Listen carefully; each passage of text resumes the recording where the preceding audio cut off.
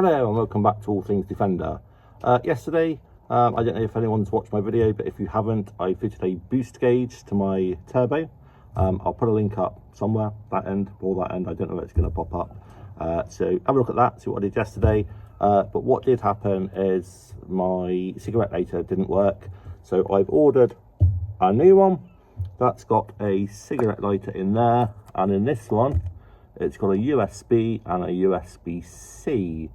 So my plan today is, if I just spin you around, is to remove the gauge I put in yesterday. It's not very good there, I can't see it anyway. So what I'm going to do is remove the gauge I put in yesterday. It's where the cigarette lighter was. I've got this new one here off Amazon, it's come this morning. I'm going to install that there and relocate the boost gauge somewhere else. I'll probably do what I said originally, just pop it loose in there for now. So I don't know even if I'm going to keep it. One of my thoughts was there's a spare hole there, whether it will fit in there. I might actually reroute it and pop it in there, but that's for another day. But today, just going to install these in here. Fairly simple job, I think. It's 12 volts. We found a 12 volt supply yesterday. It's off one of the chocolate blocks, and then just need to cut a couple of holes in there to house the new sockets. So first job, just remove what we put in yesterday. Really simple. Pull the little pipe off the back, like so.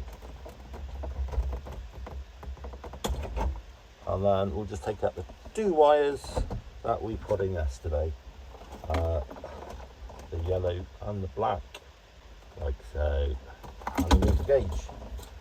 So hopefully that will go back up in the dashboard at a later date. Probably put it up, but I just said next to the other temperature gauge and the fuel gauge, but I'll just put that out of the way for now.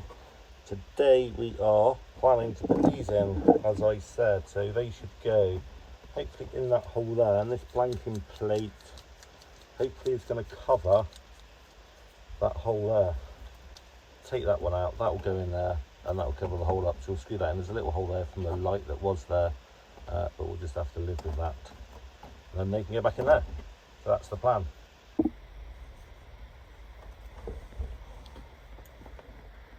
So just made a hole in this little plate. Need to cut that little bit of metal that's on the back there, so we need to cut that off. I'll go and get the hacksaw on that, and then on the actual car itself, this little piece here, also need to cut that out. Just that little U shape that I've just scratched on there like that. I've just pushed that through and scratched around. So we'll chop that out, and then hopefully we can screw it all together. I just get back to the car to do a bit more work. Look who's taking my place. You think you can do better than me? No. Right, so there's a hole cut out on that piece and that piece there. Not really neat, but we're not going to be able to see it anyway. We're going to put the plate over it so we won't see it. So let's put this bit now into this bit, and then we can screw it onto there. It doesn't really matter which way around they go, or does it? Yes, it does. That needs to go that way, so we need that plate that way, so it opens the right way. And we'll have the 12 volt that side and the USB this side. No reason other than that's the way I want it. So they go in there, make sure they're nice and square in there. Like that, perfect. And then there's two little washers, nuts, whatever you want to call them, just to tighten up on the back to stop them moving. There we go, that looks good. And then that should hopefully just slot in there like that, which it does.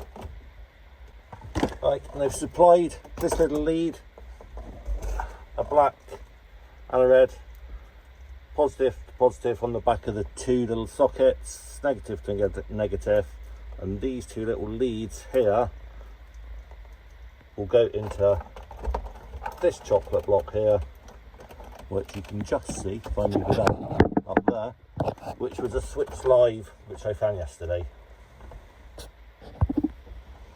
there's the wiring. Positive to the positive, and then again the little jumper lead to the positive, the other one.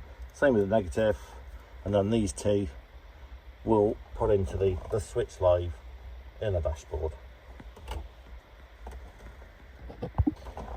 There's the two wires in, red and black, and that is it. Just screw these two in, and then we'll turn it on, see if it works. So, on with the ignition. There we go. It's come on. It's really good. It's got a little voltmeter on it, so you actually read how much voltage your battery's giving out. 11.7. We'll just start it up, and we'll see what it goes to. It should go to about 13.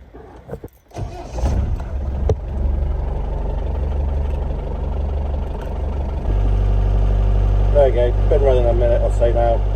Up to 13.6. So that's showing it's all good, alternator's working good, and I think that's it. We'll call that a day.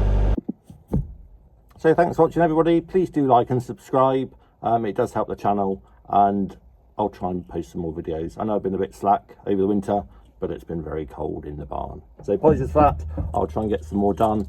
While I'm out here, I might just try and take the dashboard off and put that back in the dashboard. So keep a lookout. Hopefully I'll make a very short video on taking the dashboard out, if it's going to be a short job, and I'll install that on the dashboard rather than tucked away where I can't see it. Anyway, thanks for now. See you next time.